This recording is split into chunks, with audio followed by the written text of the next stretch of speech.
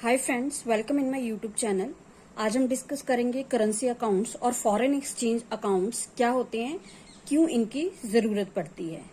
देखिए, कोई भी बैंक है उसको फॉरेन अकाउंट जो है अपना सेटल करने के लिए, मतलब फॉरेन की ट्रांजेक्शन्स करने के लिए जो है उसका एक अकाउंट होता है दूसरी कंट्री के बैंक में और उन्हीं की करेंसी में। ठीक, तो अगर उसे कोई भी इम्पोर्टेड मतलब कुछ इम्पोर्ट किया है, इम्पोर्टेड मशीनरी है या इम्पोर्टेड कोई उसने कोई फर्नीचर है कुछ बाय किया है या उसके कस्टमर ने बाय किया है, उसको सेटल करने के लिए उस अकाउंट की जरूरत पड़ती है। ठीक है, और इसके लिए जो है फॉरेन एक्सचेंज अकाउंट्स और करेंसी अकाउंट जो है 3 टाइप्स के होते हैं: nostro account, vostro account and loro account.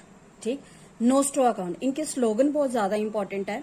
अगर हम कहें कि क्या क्वेश्चन आ सकता है, इसमें से क्वेश्चन आ सकता है और इसकी डेफिनेशन भी पूछ सकता है एग्जामिनर। तो फर्स्ट है नोस्ट्रो अकाउंट। नोस्ट्रो अकाउंट क्या होता है? Our account with you.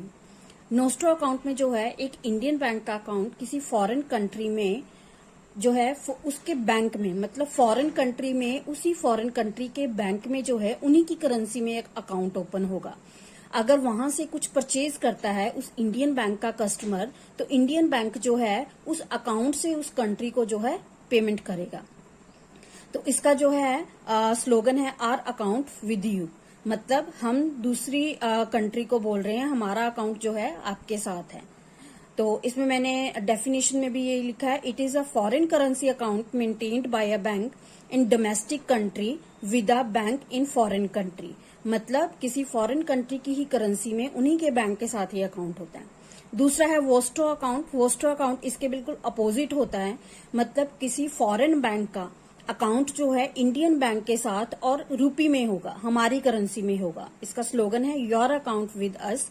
It is a foreign currency account maintained by a foreign bank in Indian bank in rupee, मतलब हमारी करेंसी में ही उस कंट्री के फॉरेन बैंक का अकाउंट होगा। अगर उसको कोई पेमेंट सेटलमेंट करनी है तो वो जो है हमारे साथ वोस्ट्रो अकाउंट के साथ करेगा। अब है लोरो अकाउंट। लोरो अकाउंट थोड़ा सा कॉम्प्लिकेटेड है। लोरो अकाउंट क्या होता है? इसका स्लोगन है देयर अकाउंट विद दैम। इसमें 3 पार्टीज आ जाती हैं।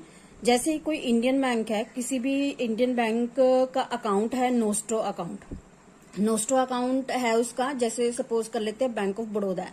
बैंक ऑफ बड़ौदा का जो है फॉरेन कंट्री में यूएसए के किसी बैंक के साथ जो है एक नोस्ट्रो अकाउंट है।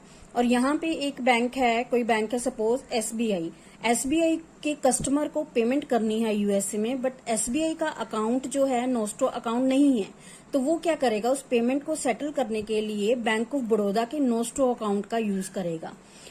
क्या करेगा? वो जो उसने कस्टमर की पेमेंट करनी है, बैंक ऑफ बड़ौदा को एज का अकाउंट जो है as a third party account जो है यूज करेगा और उसके नोस्ट्रो अकाउंट से है जो वो पेमेंट जो है सेटल करेगा। ठीक है, फॉरेन एक्सचेंज अकाउंट्स भी कहते हैं इसे और करेंसी अकाउंट्स भी कहते हैं, और 3 तरह के अकाउंट होते हैं। Okay, thank you.